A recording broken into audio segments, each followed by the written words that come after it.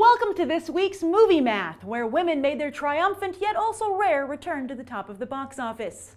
Yes, while it fell short of taking the #1 spot, The Heat was still a huge win for everyone involved.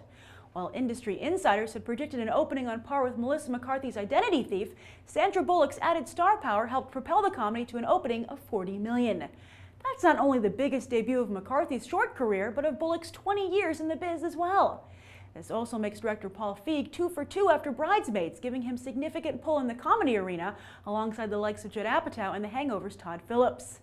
The Heat's success is also an interesting development in the debate over whether or not women are as funny as men. Time magazine ran an article last week pointing out that despite the success of Bridesmaids and even Thelma and Louise, Hollywood still doesn't have much faith in women. And we're not just talking about being funny. While women have a very large profile in the pages of comics, where are their comic book movies?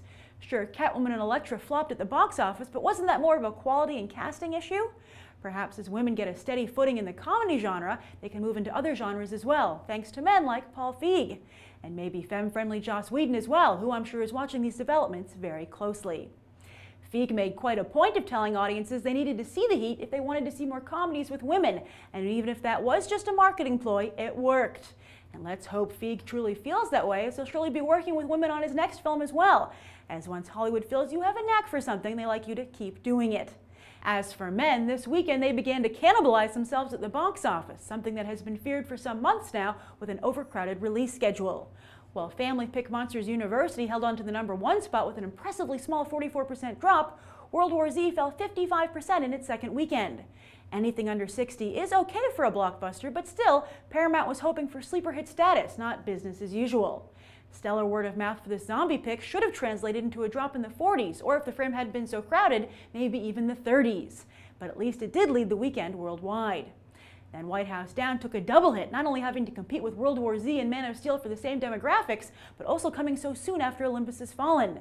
Indeed, White House Down failed to even match its predecessor's debut, despite costing almost twice as much to make and sporting far more star power. This is a huge blow for Channing Tatum, his lowest box office debut since Fighting back in 2009. Expect the budding star to not only refocus his efforts on 22 Jump Street, but in turning Magic Mike into that franchise. He'd also do well to find another romantic comedy or drama. As for Jamie Foxx, hey, he's Electro. As for Man of Steel, it fell another 50% in its third weekend, yet has passed $500 million worldwide. That already puts it ahead of Marvel's debut solo flicks Thor and Captain America, and while Man of Steel is unlikely to join the billion-dollar club at this point, it's still a green light for Warner Brothers to start building their DC Cinematic Universe. With both Jeff Robinov and Legendary Pictures parting ways with the studio, though, who knows what that DC Cinematic Universe will look like? But considering that Man of Steel was not a resounding success, one can see why Kevin Tsujihara might actually be eager to get some fresh eyes on the studio's DC movies. As I've said before, with all his new hires, why doesn't Tsujihara hire someone whose sole responsibility is to oversee the DC Cinematic Universe, as Kevin Feige does for Disney?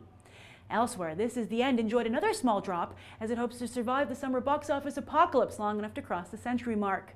Speaking of the century mark, Now You See Me was able to pass it this weekend, while worldwide, Fast and Furious 6 is closing in on the $700 million mark, the biggest haul of the franchise yet.